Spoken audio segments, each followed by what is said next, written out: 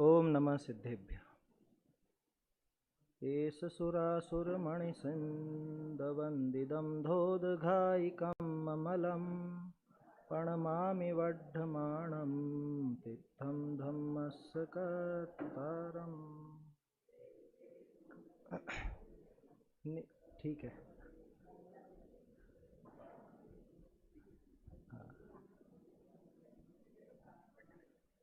चलिए। समगम समगम पत्तेगमेव पत्तेगम वदन्यवट्टन्ते अर्हन्ते मानुषे खेत्ते किच्चार्हं प्राणं सिद्धाणं तहनमो गणहराणम् अज्झावैवगाणं साहूणं चैव सर्वेशिम्। बोल लीजिए फिर वो भी। तेसे विशुद्ध दंसण नाण पहाणा समम समासेज्य संपयामि सम्मम जत्तो निर्वाण संपत्ति। पहले मुझे भी विकल्प था कि पांचों ही बोला करें, लेकिन समय थोड़ा अपने पास सीमित रहता है, इसलिए एक ही गाथा बोल करके मैं प्रारंभ करता हूँ। कोई दिक्कत नहीं। देखिए, सुख अधिकार पर अपनी चर्चा चल रही थी और सुख का संबंध चारित्र से भी है, क्योंकि चारित्र के बिना सुख नहीं होता। अभी आपकी बहुत सुंदर गाथा चल रही थी सातवीं, वो धर्म की वास्तविक परिभाषा है। रत्नकरण श्रावकाचार में आप लोगों ने सुना होगा, धर्म की परिभाषा सुनी होगी ना। किसको कहा धर्म? देशयामि समीचीनम धर्मम कर्म निवर्हणम संसार दुखता सत्वान यो धरत्युत्तमे सुखे। कि मैं उस धर्म की बात कहूँगा कि जो कर्मों का निवर्हण करने वाला है। पहली बात तो ये थी उसमें। दूसरा कि जो जीव को संसार के दुखों से उठा करके उत्तम सुख में धर दे। धरती इति धर्म, जो धर देता है। धर देता आपके यहाँ क्या बोलते हैं? रख देता है ना? धरना बोलते हैं ना। तो धर दिया मतलब रख दिया। कहाँ रख दिया? उत्तम सुख में रख दिया। किसने रख दिया? वो धर्म है जो जीव को इस दुख से उठा करके उत्तम सुख में धर। एक मिनट, सातवीं गाथा निकालना। सातवीं गाथा में जयसेनाचार्य की जो टीका है उसमें एक पंक्ति बहुत सुंदर है, मुझे बहुत प्रिय लगती है वो। अभी आपकी उस पर क्या पता, शायद चर्चा नहीं हुई होगी मेरे ख्याल से। अमृतचंद्राचार्य की देखी होगी आपने टीका, है ना। उसमें जयसेनाचार्य की टीका में एक लाइन बहुत अच्छी आती है।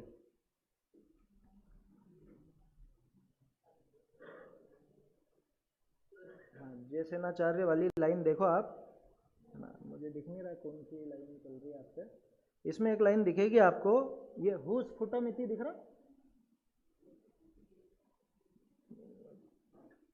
1 2 3 4 5 6 सातवीं लाइन, जयसेनाचार्य की सातवीं लाइन। हाँ, हुस्फुटम के बाद देखना अपने को। तो तथा ही शुद्ध चित स्वरूपे चरणम चारित्रम दिखा।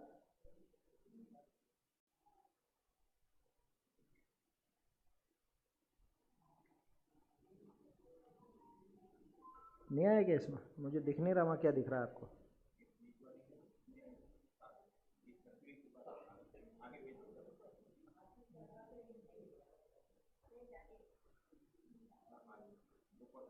अच्छा, इसमें और इसमें अंतर है, पीडीएफ में और पुस्तक में अंतर है। हाँ, इसमें होगा शायद। हाँ, ये मोहखो वीणु लिखा है ना, इसके नीचे आएगी, इसके नीचे आएगी। और नीचे करो बस। अब ऊपर से देखिएगा। हाँ, इसके आगे देखिए। तथा ही शुद्ध चित स्वरूपे चरणम चारित्रम, क्या? और तदेव चारित्रम। अब देखना चारित्र की कितनी सुंदर परिभाषा, धर्म की कितनी सुंदर परिभाषा।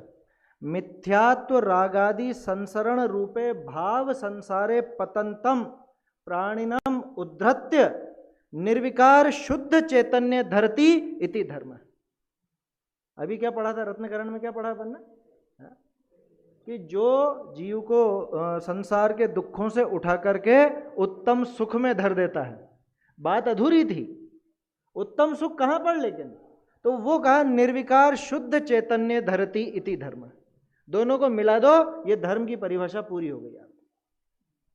कि धर्म कौन है? कि जो भाव संसार में, कैसे भाव संसार में? मिथ्यात्व राग द्वेष आदि लिखा ना, मिथ्यात्व राग आदि संसरण रूपे भाव संसारे पतंतम, भाव संसार में पड़े हुए। कल एक शब्द आया था आपतित, आ पड़े है, कब शाम को देखा था शायद, है? आ पड़े हों, गले पड़ गए, बात चल रही थी ना, भाई साहब ले रहे थे। तो वो ऐसे उसमें पड़े हुए जीव, ऐसे प्राणियों को उद्धृत्य उद्धार करके निर्विकार शुद्ध चैतन्य धरती इति धर्म, ये धर्म की परिभाषा है ना। मुझे थोड़ा सा विकल्प था, वो 7वीं गाथा चल रही थी आपकी, तो मुझे ध्यान आ गया, इसलिए मैंने वो ध्यान दिलाया है ना। वो जो धर्म है, वही धर्म अपनों को सुख का कारण होगा। रत्नकरण जी में जैसे कहा कि उत्तम सुख में धर देता है, अपना सुखाधिकार ही चल रहा है। तो उस चारित्र के बिना, उस धर्म के बिना इस सुख का अधिकार कैसे हो? इस सुख का अधिकार हमको कैसे मिलेगा? और चूंकि कल अपन ने जो गाथा देखी थी, अपन ने कल देखा था ज्ञान से अभिन्न सुख है, ऐसा तो 53वीं गाथा में देखा था। और 54वीं गाथा की उत्थानिका क्या थी? कि अतीन्द्रिय सौख्य का साधनीभूत कौन है, साधनभूत कौन है? अतीन्द्रिय ज्ञान। अतीन्द्रिय सुख का साधनभूत अतीन्द्रिय ज्ञान, ठीक है ना। तो इसलिए ये जो चारित्र है, इस चारित्र की साधना भी उस ज्ञान से ही होगी। उस ज्ञान के बिना वो चारित्र भी नहीं आएगा। ये सब चीजें आपस में मिली हुई हैं। आचार्य देव बिल्कुल गूंथ करके बताते हैं सारा का सारा, है ना। तो थोड़ा सा एक विकल्प था उसको बताने का। चलिए 54वीं गाथा कल अपन ने देखी थी, है ना। 54वीं गाथा में क्या आया था, एक बार अपन थोड़ा सा विषय को रिपीट करते चलते। पहले 53वीं गाथा में अपन ने देखा था कि ज्ञान और सुख दोनों दो दो तरह के हैं। एक तो इंद्रिय, एक अतीन्द्रिय, दूसरा एक तो अमूर्त, एक मूर्त, ठीक है ना। उनमें से मूर्त और इंद्रियजन्य जो ज्ञान और सुख हैं वो तो हेय हैं, और जो अमूर्त और अतीन्द्रिय ज्ञान और सुख हैं वो उपादेय हैं, ठीक है। ये पहली गाथा में स्थापना हुई 53वीं में। फिर 54वीं गाथा में अतीन्द्रिय सुख का साधनभूत कौन है? कि अतीन्द्रिय ज्ञान है। तो उसकी महिमा गाई गई 54वीं गाथा में कि जम पेच्छदो अमुत्तम, कि जो अमूर्त को भी जानता है और जो मूर्त में अतीन्द्रिय को भी जानता है। ये एक विशेष बात है। ज्यादातर अपन क्या सोचते हैं कि भाई पुद्गल तो मूर्तिक ही होता है ना, और पुद्गल मूर्तिक होता है तो इंद्रियजन्य ही, मतलब इंद्रिय के द्वारा ही पकड़ में आएगा। लेकिन ये एक विशेष चीज है कि मूर्तिक होने पर भी वो अतीन्द्रिय हो सकता है। मूर्तिक है लेकिन अतीन्द्रिय, क्योंकि इंद्रिय के द्वारा पकड़ में नहीं आ रहा है। समझ में आ रहा है ना। मूर्तिक और इंद्रिय एक ही अर्थ नहीं है ना। मूर्तिक पना तो उसमें है, लेकिन जरूरी नहीं कि वो इंद्रियों से पकड़ में आए ही सही। पुद्गल के परमाणु या जो अचाक्षुष स्कंद है वो तो हमको इंद्रियों से पकड़ में आते ही नहीं है, इसलिए वो अतीन्द्रिय कहलाते। उन सब को भी, क्या अमूर्त को भी, और अमूर्त में अपना आत्मा भी लगा लेना, अन्य भी लगा लेना, अतीन्द्रिय में भी लग जाएगा। और मूर्त को भी, मूर्त में जो अतीन्द्रिय हैं उनको भी, और जो प्रच्छन्न है, प्रच्छन्न का अर्थ देखा था अपन ने कल, है ना। वो टीका पूरी अपन इसीलिए नहीं देखेंगे क्योंकि वो सामान्य रूप से अपन ने चर्चा कर ली थी, है ना। तो वो ऐसे प्रच्छन्न को भी कैसे है कि सारे के सारे, सारे कुछ भी नहीं छूटा उसमें, कुछ भी नहीं, है ना। कई बार छोटे बच्चे आपस में प्रश्न करते हैं ना कि वो ये भी जानते हैं क्या, उनको ये भी मालूम है क्या, उनको ये भी मालूम है क्या, है? कल क्या खाया था आपने? 2 मिनट सोचोगे फिर बताओगे, चलो कोई बात नहीं, लेकिन बता दोगे। मैं कहूँ पिछले साल क्या खाया था, है? खाया था कि नहीं खाया था, है? खाया तो था। अब रोटी खाई थी या बाटी खाई थी या और कोई चीज बना के खाई थी, हैं? अच्छा चलो रोटी खाई थी तो उस रोटी में आटा कितना लगा, क्या उस आटे के लिए गेहूं के दाने कितने थे, और वो गेहूं के दाने कहाँ उगे थे, क्या, और उगने के पहले कैसी कैसी प्रवृत्ति थी, क्योंकि एक ही खेत के गेहूं थोड़ी ना है आपके पास, जाने कहाँ कहाँ से वो खेतों से होकर के और फिर वो अनाज मंडी में आए और उसके बाद बाजार में आए, फिर आपके पास आए, और उसमें से भी जाने कितने तो आपके चक्की में पिसे, जाने कितने बाहर निकल गए हैं, जाने कितने का तो चोकर ही उड़ा दिया आपने, हैं? बोलो, मैं क्या कह रहा हूं? वो गेहूं तक की स्टोरी, और उस गेहूं के उगने के पहले कैसी कैसी दशा हुई, कौन सी मशीनें लगी, वो मशीनें कहां बनी, खाद कौन सी लगी, कहां पर क्या हुआ, ये सारी डिटेल उस अतीन्द्रिय प्रत्यक्ष केवल ज्ञान में सब जानी जाती है। एक छोटा सा उदाहरण लिया है मैंने तो, है ना। अब आप कल्पना कर लो क्या क्या जानते हो, मतलब पूछने की जरूरत ही नहीं कि क्या जानते हैं, है? या क्या क्या जानते हैं, प्रश्न ही बेकार है, अरे सब जानते हैं सकल। अब सकल में कौन आया? अपनी गाथा में, टीका में एक बहुत सुंदर शब्द आया है, स्व पर विकल्प अंतः पाती, दूसरी पहली पंक्ति में है संस्कृत में। मैं थोड़ा आपको शब्दों का परिचय कराना चाहता हूं, इसलिए मुझे विकल्प होता है वो संस्कृत के शब्द दिखाने का।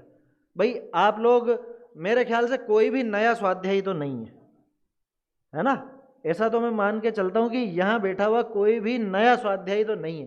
तो इतने पुरानी स्वाध्यायी होने के बावजूद भी हमको आचार्यों के शब्दों का परिचय नहीं हो तो फिर क्या मजा आया?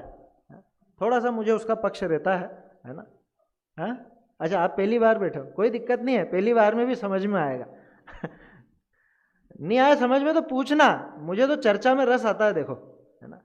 साधर्मियों को तो चर्चा ही चाहिए, क्या ऐसा लिखा है ना टोडरमल जी ने, तो क्या लिखा, तत्सकलम, पढ़ने में आ रहा है ना, हिंदी है बिल्कुल, तत्सकलम स्व पर विकल्प अंतः पाती, वो सारे के सारे स्व और पर में समा गए। दुनिया में कितने पदार्थ हैं, कितने पदार्थ हैं?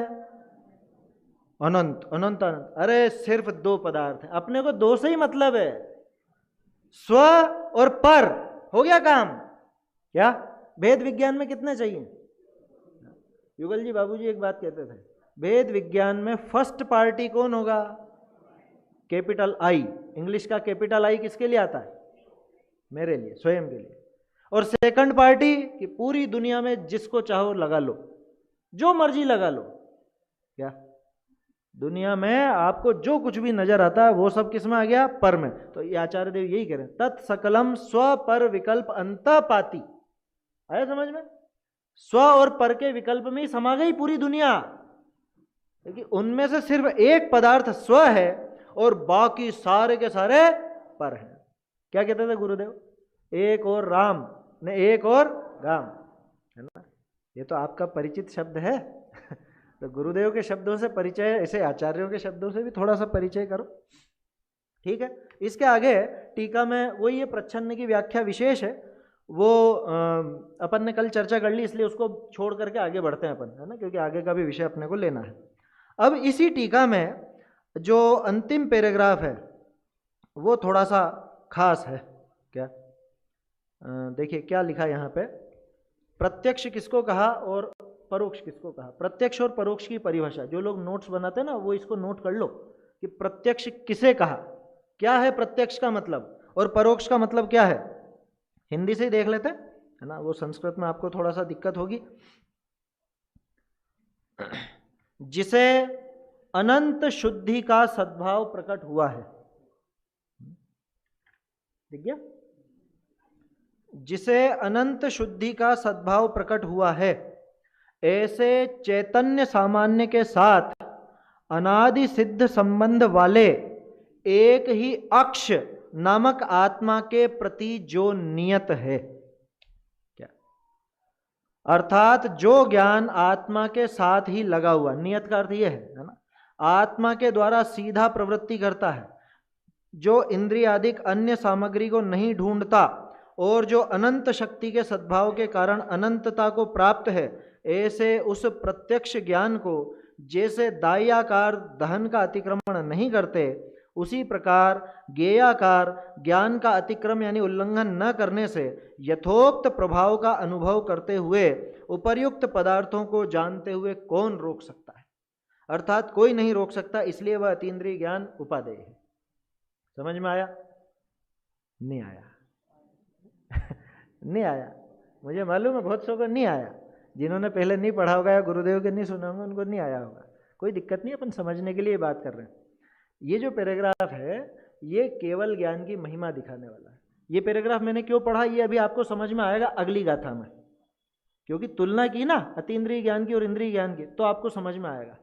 ये महिमा आ गई ध्यान में तो अपनी हीनता मालूम पड़ेगी, हमारा ज्ञान कितना कमजोर है ये पता चलेगा। अपने को वही देखना है असल में। मैंने तो अगली गाथा के लिए ये टीका ली है, क्या 54वीं को समझने के लिए 53वीं की टीका ली है। क्या लिखा, 2-3 चीजें समझ लो। अनंत शुद्धि का सद्भाव प्रकट हुआ है केवल ज्ञान में, ठीक है, इसमें तो कोई दिक्कत नहीं है। अशुद्धि है क्या थोड़ी बहुत, कि बिल्कुल भी नहीं? क्यों? क्योंकि प्रतिपक्षी नष्ट हो गया। प्रतिपक्षी देखा था ना अपन ने, अब इसका कोई प्रतिपक्षी मौजूद नहीं है, ज्ञानावरणी का पूरी तरह से नाश हो गया है। इसलिए अब इसमें तो अनंत शुद्धि आ गई। किसमें? केवल ज्ञान में। केवल ज्ञान की बात चल रही है, घबराना नहीं है ना। अतीन्द्रिय ज्ञान, केवल ज्ञान, वो ऐसा है। ऐसे अब है खास चीज जो अगली गाथा से इसको जोड़ेगी। चैतन्य सामान्य के साथ अनादि सिद्ध संबंध वाले, उस केवल ज्ञान का संबंध किससे है? चैतन्य सामान्य के साथ। चैतन्य सामान्य माने हमारा स्वभाव क्या है? उपयोग, उपयोगो लक्षणम, ये ध्यान रखना, यही बात चलेगी 80वीं गाथा तक। उपयोगो लक्षणम अपन कहते हैं, ज्ञान हमारा स्वभाव है। मैं पूछता हूं कौन सा ज्ञान हमारा स्वभाव है? मति ज्ञान, श्रुत ज्ञान, अवधि ज्ञान, मना परे ज्ञान या केवल ज्ञान? पांचों में से कौन सा है? चलो इतना तो सबको मालूम है, केवल ज्ञान नहीं है हमारा स्वभाव। कि पर्याय रूप केवल ज्ञान तो हमारा स्वभाव नहीं है, वो होता तो हमारे पास होता है ना। पर्याय रूप जो केवल ज्ञान है वो हमारा स्वभाव नहीं है। हमारा स्वभाव है चैतन्य सामान्य, माने जानना जानना जानना। जो ज्ञान मति ज्ञान में भी है, जो ज्ञान श्रुत ज्ञान रूप भी है, जो ही ज्ञान अवधि या मना परे ज्ञान रूप भी है, और जो ज्ञान ही केवल ज्ञान रूप हुआ है, वो ज्ञान हमारा स्वरूप है ना। ये लाइन खास है, ये अगले गाथा में भी आएगी। क्या? चैतन्य सामान्य के साथ अनादि सिद्ध, कब से है? अनादि सिद्ध संबंध है। एक ही अक्ष नामक आत्मा, कल अक्ष शब्द का अर्थ देखा था अपन ने, अक्ष माने आत्मा। एक ही अक्ष नामक आत्मा के प्रति जो नियत है, वो केवल ज्ञान किसके प्रति नियत है? पूरी दुनिया को जानता है, ये उसकी महिमा नहीं है। वो आत्मा को पूरी तरह से जानता है, ये उसकी महिमा है। आत्मा का भी तो प्रच्छन्न है ना, प्रच्छन्न गुण, प्रच्छन्न प्रदेश, वो सब प्रच्छन्न ही तो है। तो उन सबको वो केवल ज्ञान जानता है। तो अक्ष नामक आत्मा के प्रति ही जो नियत है, अर्थात जो आत्मा के साथ ही लगा हुआ है, आत्मा के द्वारा सीधा सीधा प्रवृत्ति करता है, सीधा प्रवृत्त होता है, जो इंद्रियादिक अन्य सामग्री को नहीं ढूंढता, भले पड़ी हो। अरहंत भगवान के इंद्रियां मौजूद है या नहीं है? कितनी इंद्रियां घट गई? सारी की सारी मौजूद। मन है, वो द्रव्य मन कहां जाएगा? सब यहीं पड़े हुए हैं ना। लेकिन उनके ज्ञान को उन इंद्रियों की या मन की आवश्यकता नहीं होती। वो उस इंद्रियों को नहीं तपासते जानने के लिए। मुझे कुछ देखना है तो क्या करना पड़ेगा? आंखें खोल के देखना पड़ेगा, मैंने आंखें खोलनी पड़ेंगी। मुझे ये जानना है कि वो तपेली में रखा हुआ पानी गर्म है या ठंडा है, तो मुझे चला करके उसे छूना पड़ेगा, माने मुझे इंद्रियों की जरूरत पड़ेगी, है ना। तो इंद्रियों की क्या लिखा है? इंद्रिय आदि अन्य सामग्री को हम तो ढूंढते हैं, केवल ज्ञान नहीं ढूंढता। ठीक है ना, ये यहां समझ लोगे तो अगली टीका पढ़ने की जरूरत ही नहीं, वो समझ में आ गई। अन्य सामग्री को नहीं ढूंढता, और जो अनंत शक्ति के सद्भाव के कारण अनंतता को प्राप्त है, अनंत शक्ति उसके साथ पड़ी है तो अनंतता को प्राप्त है, बेहदता को। अनंतता को क्या लिखा? बेहद, मर्यादा नहीं है, अमर्याद विस्तार वाला, ऐसे शब्द आते हैं, अमर्याद विस्तार वाला वो केवल ज्ञान।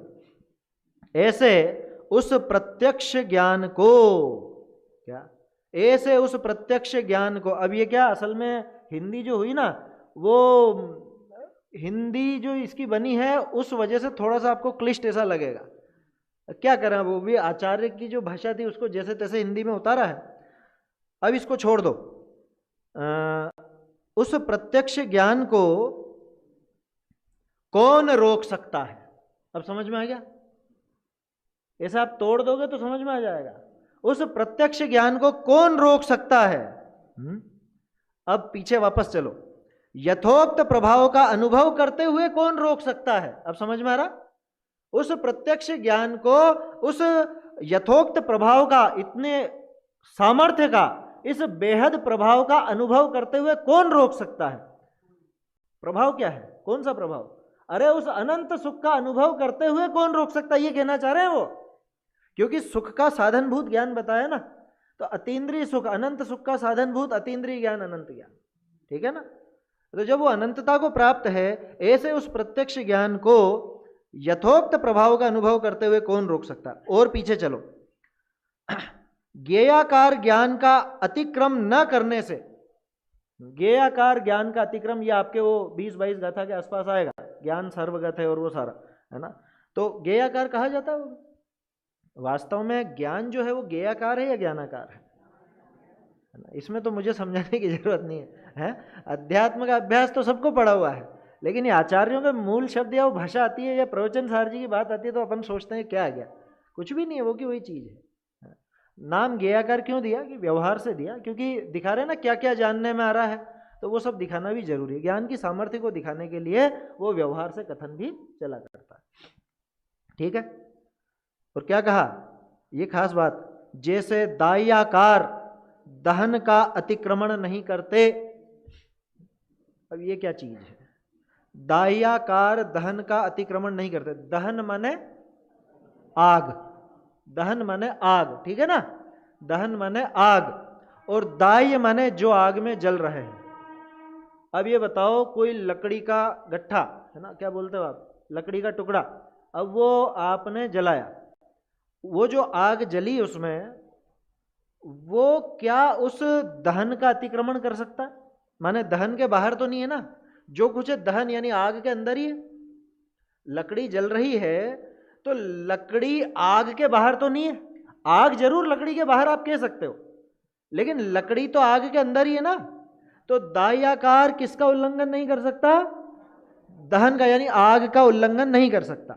जो ईंधन जल रहा है वो उस आग का उल्लंघन यानी कि उससे बाहर नहीं जा सकता। ऐसे ही जितने भी ज्ञेय हैं वो उस ज्ञान के बाहर नहीं है। तो वो जो ज्ञेयाकार है वो ज्ञानाकार का उल्लंघन नहीं कर सकता। वो ज्ञान में जो कुछ झलक रहा है वो आत्मा से निकल करके बाहर नहीं जाने वाला। प्राप्य विकारी निर्वर्त की बात आई थी ना, उसको लगाओ यहाँ पे, तो वो बाहर नहीं जा सकता। तो इसलिए वास्तव में कहने को भले ज्ञेयाकार हो, लेकिन है तो वो सारा ज्ञानाकार, ठीक है ना। तो अब पढ़िए आप पूरी लाइन, अपन ने वो बीच की छोड़ करके टुकड़े टुकड़े पढ़े थे ना। अब देखिए, जो अन्य सामग्री को नहीं ढूंढता यानी जरूरत ही नहीं है, और जो अनंत शक्ति के सद्भाव के कारण अनंतता को प्राप्त है, ऐसे उस प्रत्यक्ष ज्ञान को जैसे दाह्याकार यानी वो जलने वाली लकड़ी वगैरह दहन का, आग का अतिक्रमण नहीं करते, उसी प्रकार ज्ञेयाकार ज्ञान का अतिक्रम न करने से, उल्लंघन नहीं करने से यथोक्त प्रभाव का अनुभव करते हुए यानी कि उपर्युक्त पदार्थों को जानते हुए, अनंत सामर्थ्य से अनंत पदार्थों को जानते हुए कौन रोक सकता है उस अतीन्द्रिय ज्ञान को?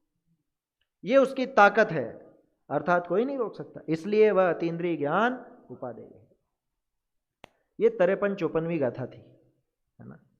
अपने को अब बात करनी है आगे की 4 गाथाओं पर। एक साथ 4, एक साथ नहीं, एक एक करके लेंगे, लेकिन आगे की 4 गाथाओं का विषय अपने इंद्रिय ज्ञान के ऊपर है ना। और ये बात समझ में आ गई तो आपको इंद्रिय ज्ञान समझ में आ गया।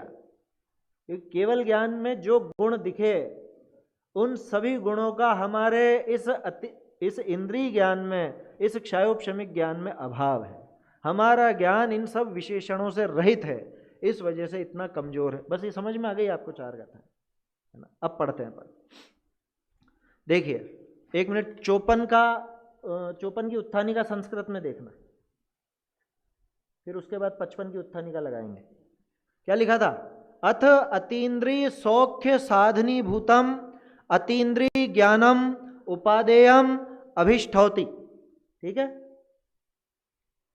अब 55 की देखिए,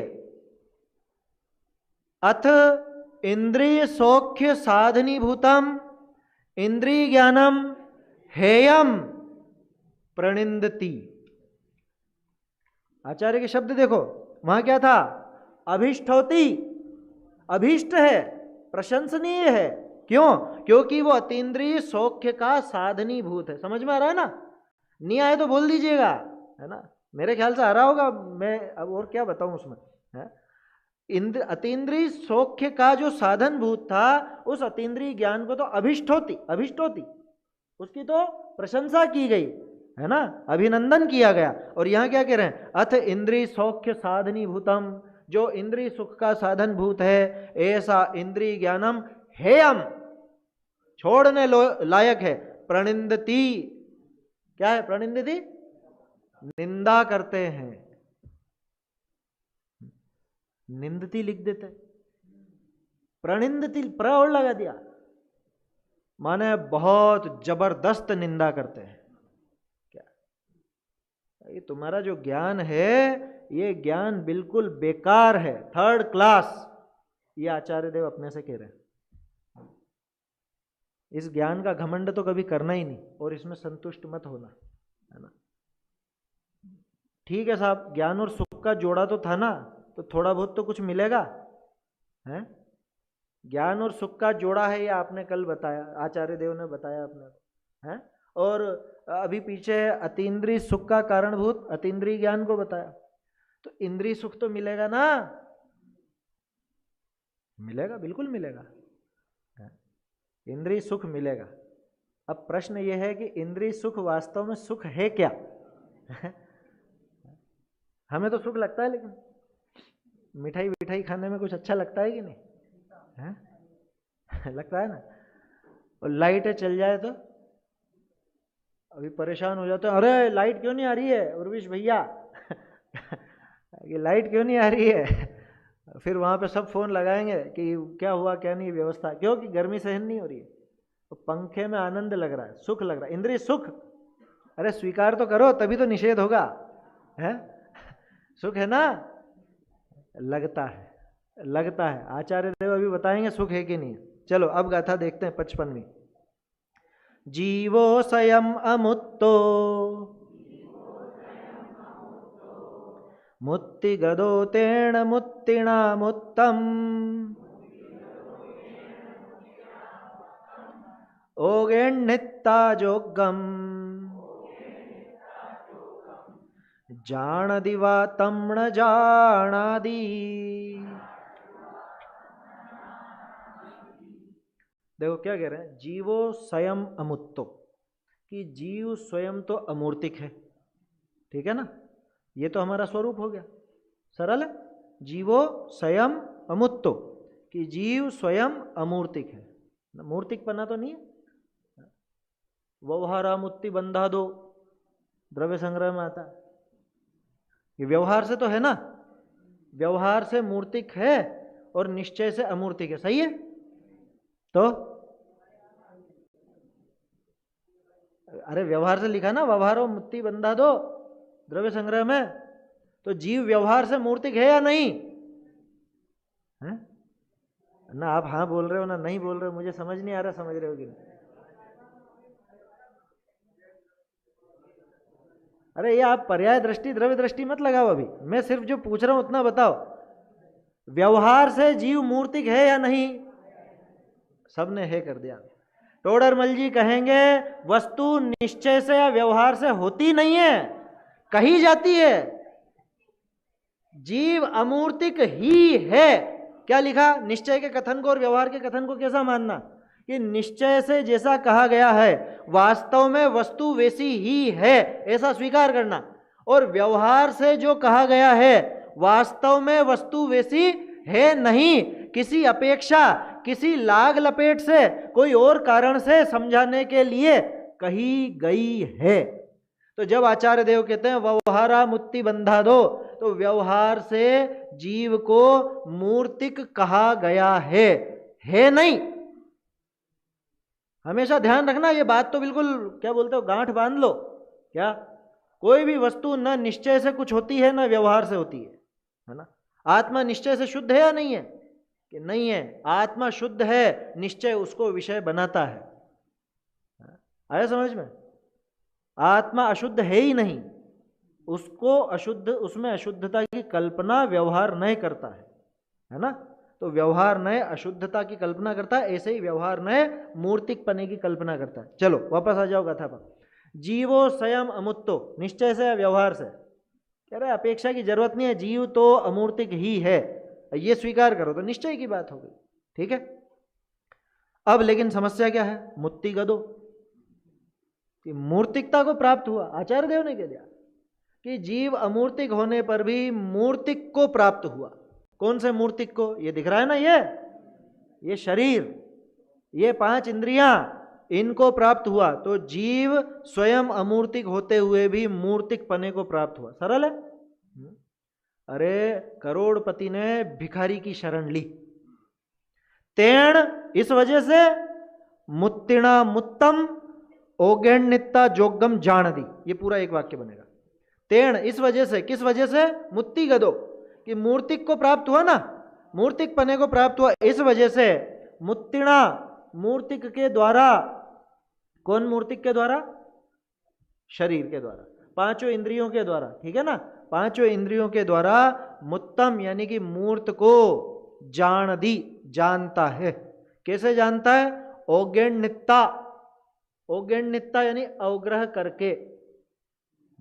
अवग्रह करके माने सिर्फ अवग्रह नहीं, अवग्रह, इहा, अवाय, धारणा, फिर या स्मृति आदि, प्रत्यभिज्ञान, कोई और समझ लीजिए और चीजें आ जाए किसी के उपदेश से, तो वो औगण्यता। जोगम, अब योग्य, ये एक एक शब्द बहुत जोरदार है। योग्य पदार्थ को, योग्य पदार्थ को माने, एक तो कल अपन ने योग्यता की चर्चा की थी, है ना। ज्ञान किस समय किस पदार्थ को जाने किस पर निर्भर करता है, योग्यता पर, है ना। योग्यता का लक्षण क्या था, स्वावरण क्षयोपशम, स्वावरण क्षयोपशम, ये योग्यता का लक्षण था। तो योग्यता में जो निश्चित है वो तो हो गई कर्मों की तरफ से बात।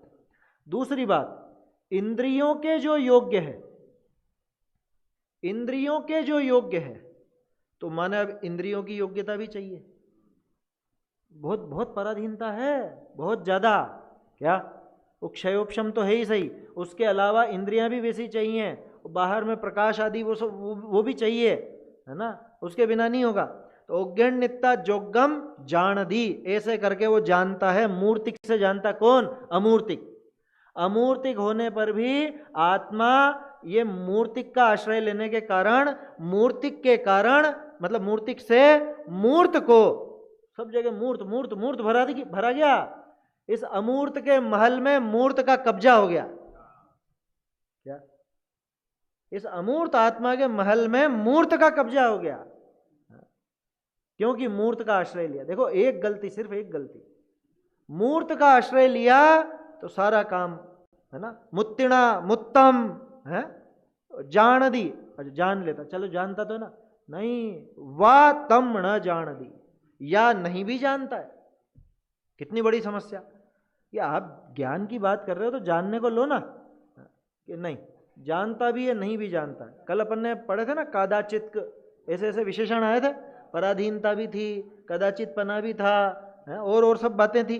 तो वो जानता है या नहीं जानता है, ये नहीं जानते वाली बात क्यों आई, कि भाई इंद्रियों की सामर्थ्य वैसे नहीं हो तो नहीं जानेगा। ठीक है, आप संगी पंचेंद्रिय हो, 5 इंद्रियां आपको मिली है, ठीक है ना, आंखें काम भी करती हैं, लेकिन अब आप में से जिस जिसके चश्मे लगे हुए हैं, चश्मा खोल के पढ़ो जरा,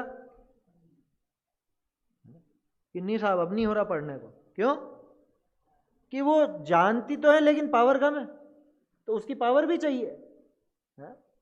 या फिर जैसे मान लो किसी के वो जाला वाला आ जाता है ना, क्या बोलते हैं, मोतिया, वो आ गया तो वो दिख रहा, साफ साफ नहीं दिख रहा है, जान दी वा तम न जान दी, जानता है लेकिन पूरी तरह नहीं जानता, जानता है लेकिन इसको नहीं जानता, उसको नहीं जानता। अच्छा देखो, न्याय में एक चर्चा आती है, वैसे अन्य मत से होती है वो चर्चा, सन्निकर्ष का नाम सुना होगा आप लोगों ने, है ना। सन्निकर्ष, बहुत से लोग सन्निकर्ष, सन्निकर्ष क्या होता है, कि इंद्रिय और उस पदार्थ का आपस में एक मेल हो तो वो जानती है। तो वहां पे एक चक्षु की, चक्षु माने आंख, आंख की अप्राप्यकारिता का वर्णन आता है, कि चक्षु में सन्निकर्ष होता नहीं। अपने आचार्य देव ने एक करके सन्निकर्ष का निषेध किया, मैं उस डिटेल में नहीं जा रहा, मैं तो ये कहना चाह रहा हूं, सामने वाले ने ये कहा कि साहब विशेष कुछ अंजन वगैरह के प्रभाव से ये जो हमारे चक्षु हैं ये अप्राप्य कार्य को, यानी कि जो प्राप्त नहीं होते उनको भी जान लेता है। आचार्य देव ने क्या कहा कि कितना ही इसका साधन कर लो, कितना ही इसको बढ़ा लो, कुछ भी कर लो, लेकिन जानेगा ये अपने विषय को ही। आंख कितनी ही तेज हो आपकी, रसगुल्ले को, गुलाब जामुन को देख करके स्वाद तो नहीं ले लोगे ना, है कि आंखों से ही स्वाद ले लिया। अप्राप्यकारिता है। चक्षु वो अपने विषय को ही जानेगी। आप अंजन लगा लो, आई ड्रॉप्स डाल लो, और जो जो आंखों की रोशनी बढ़ाने के उपाय हैं वो कर लो, लेकिन आप इससे रस को नहीं जान सकते, इससे स्पर्श को नहीं जान सकते, इससे सुनने का वो शब्द को नहीं जान सकते, गंध को नहीं जान सकते। आंखें जानेगी तो किसको? रूप को। जीवान जानेगी तो किसको? रस को ही जानेगी। यह है जोगम, अपने योग्य पदार्थ को। यह भी तो योग्य की बात है ना, अपने योग्य पदार्थ को ही जानते हैं। वह तम न जाना दी, या फिर उसकी सामर्थ्य नहीं हो तो नहीं भी जानते, ऐसा। ठीक है। अब गाथा जो टीका जो है इसमें पढ़ते हैं अपन। इंद्रिय ज्ञान को उपलम्भक भी मूर्त है। उपलम्भक माने नीचे देखो अर्थ दिया होगा, बताने वाला, जानने में निमित्त भूत, यानी कि प्राप्त कराने वाला, उसका काम करने वाला। ठीक है। तो इंद्रिय ज्ञान का जो साधन है वो भी मूर्त है, और उपलब्ध उसका जो साध्य यानी जो उसका विषय है वो भी मूर्त है। इंद्रिय ज्ञान, इंद्रियां अमूर्तिक को तो जान ही नहीं सकती, है ना। मतलब अमूर्तिक को तो नहीं जानेगी। और देखा था ना अपन ने कि मूर्तिक में भी जो अतीन्द्रिय है उसको नहीं जानेगी, पिछली गाथा में आया था ना। तो उपलब्धि भी मूर्त है, मूर्त ही होना चाहिए, मूर्त में भी लिमिटेड। वह इंद्रिय ज्ञान वाला जीव स्वयं अमूर्त होने पर भी मूर्त पंचेंद्रियात्मक शरीर को प्राप्त होता हुआ, प्राप्त हो गया। सरल है ना, ये तो कोई दिक्कत नहीं। ज्ञप्ति उत्पन्न करने में बल धारण का निमित्त होने से जो उपलम्बक है, ज्ञप्ति उत्पन्न करना माना कि ज्ञान की क्रिया पैदा करने में। जानने की क्रिया कैसे बनेगी कि मैं आंख खोलूंगा तो आंख से जान पाऊंगा, ठीक है ना। हाथ ऐसे लगाऊंगा तो स्पर्श को जान पाऊंगा, कुछ वस्तु जीवान पर रखूंगा तो स्वाद को जान पाऊंगा। तो ऐसे ज्ञप्ति उत्पन्न करने में बल धारण का निमित्त होने से जो उपलम्बक है, ऐसे उस मूर्त शरीर के द्वारा, है ना। वो भाषा थोड़ी सी आपको कठिन लग सकती है लेकिन विषय बिल्कुल सरल है। वो उसके द्वारा मूर्त ऐसे कौन सी वस्तु? स्पर्श आदि प्रधान वस्तु जो कि योग्य हो। योग्य की बात अपन ने कर ली कि जिसमें स्पर्श, रस, गंध, वर्ण हो, और वो भी तत्त इंद्रियां तत्त विषय को ही प्रकट कर पाती, प्राप्त कर पाती है, जान पाती है ना। अर्थात जो इंद्रियों के द्वारा उपलब्ध हो उसे अवग्रह करके, सबसे पहले तो वो अवग्रह आएगा, है ना। क्यों? अवग्रह के पहले दर्शन नहीं आएगा? आएगा, लेकिन वो ज्ञान की बात चल रही है ना, तो इसलिए अवग्रह से चालू किया। दर्शन तो दर्शनोपयोग में गया, वो तो होगा ही होगा। अवग्रह करके कदाचित, ये कदाचित पने की बात, कदाचित, क्योंकि जरूरी नहीं है कि अवग्रह हो तो आपको इहा अवाय धारणा हो ही सही। बहुत से पदार्थों का अवग्रह होकर ही छूट जाता है, वो जानने में ही नहीं आते। फिर ये पक्का मानना कि जिसमें इहा अवाय या धारणा चली उसी के संबंध में अपन आगे कुछ बात कर सकते हैं। अवग्रह हो करके तो जाने कितने विषय निकल जाते हैं, हम पकड़ ही नहीं पाते। हमारा ज्ञान इतना कमजोर है कि असंख्य समय तक वो किसी विषय पर टिके तो वो हमको पकड़ में आता है, नहीं तो नहीं आता। मैंने इधर से इधर ऐसे निगाह घुमाई, अब जिस पर थोड़ा सा उपयोग टिका होगा मैं उसे बता सकूंगा।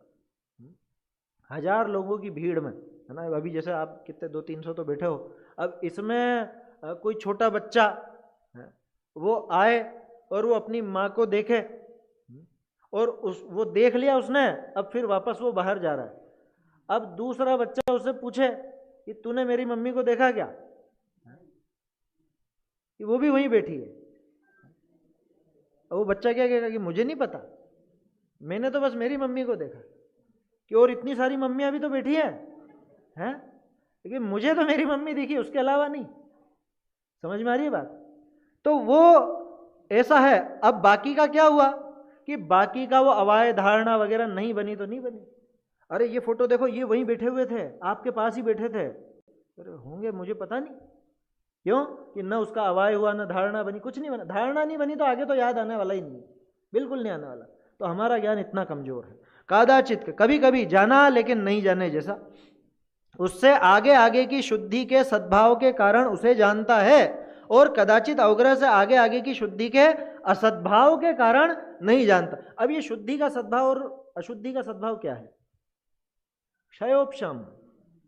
क्या? क्षयोपशम तो कर्म का, लेकिन उस कर्म का क्षयोपशम हुआ तो इधर ज्ञान में वो उघाड़ हुआ। उस उघाड़ को यहां पे अपन बोल रहे हैं शुद्धि का सद्भाव। ठीक है, अब सरल हो गया ना। शुद्धि का सद्भाव माने ज्ञान का वैसा उघाड़, कि उतना उघाड़ हो तो वो आगे आगे का जानता है, और अगर उतना उघाड़ नहीं हो, आगे आगे की शुद्धि का असद्भाव हो, असद्भाव माने सद्भाव नहीं होना, तो फिर नहीं जानता। वो जो लिखा ना, क्या था, जानदि वातम न जानदि, क्योंकि वह इंद्रिय ज्ञान परोक्ष है, सिद्ध संबंध वाला है, और ये कि ये भी अनादि सिद्ध संबंध वाला है। माने ज्ञान सामान्य तो दोनों में ही फैल रहा है ना, अनादि सिद्ध संबंध है। ठीक है, आगे देखो, जो अनादि सिद्ध संबंध होने पर भी, यहां पे होने पर भी, जो अति दृढ़तर अज्ञान रूप तमो ग्रंथि यानी कि अंधकार समूह के द्वारा आवृत हो गया। देखो, संबंध तो इसका था क्या, चैतन्य सामान्य के साथ अनादि काल से इसका संबंध था, लेकिन क्या हुआ कि अति दृढ़तर, अति दृढ़तर, अति दृढ़तर माने बहुत जबरदस्त, बहुत जाड़ी, ऐसी अज्ञान रूप तमोग्रंथि, अज्ञान रूप अंधकार की गांठें उनके द्वारा व्याप्त हो गया, आवृत हो गया, ढक लिया गया। आवृत बोलते ढकने को। ये जैसे कपड़ा है ना, आप कपड़े के नीचे कुछ हो तो दिखेगा नहीं आपको, बस ऐसे आवृत हो गया उन तमो ग्रंथियों के द्वारा। देखो समय होता है अपना।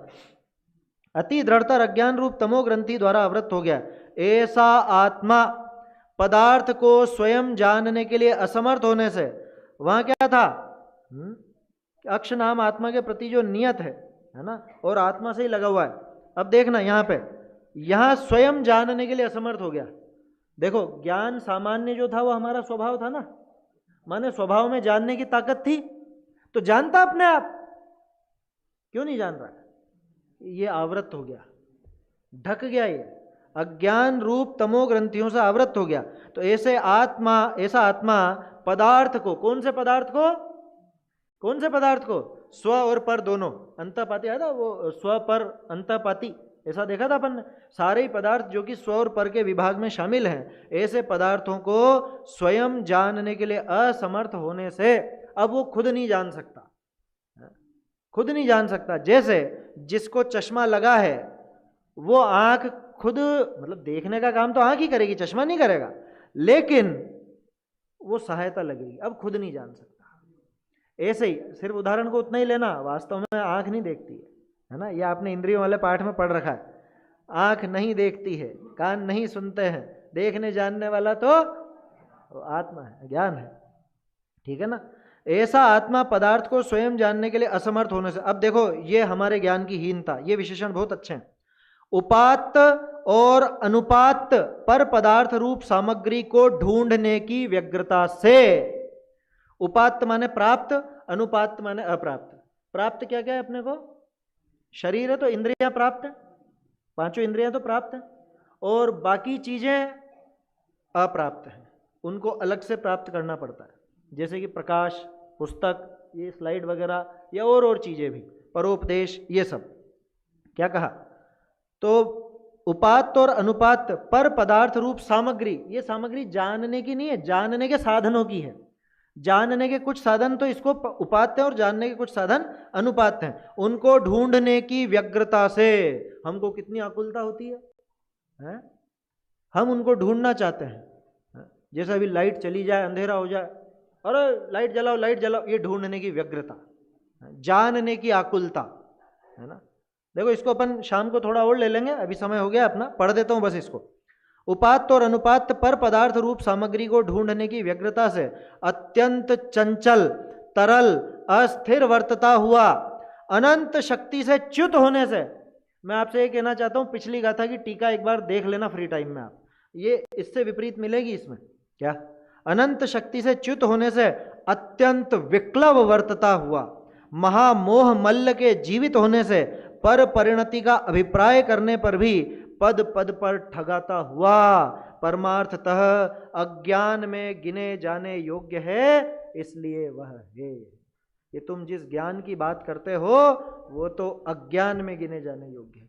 इसकी थोड़ी सी चर्चा अपन शाम को और करके आगे की गाथाओं पर चर्चा करेंगे, अभी समय हो चुका है।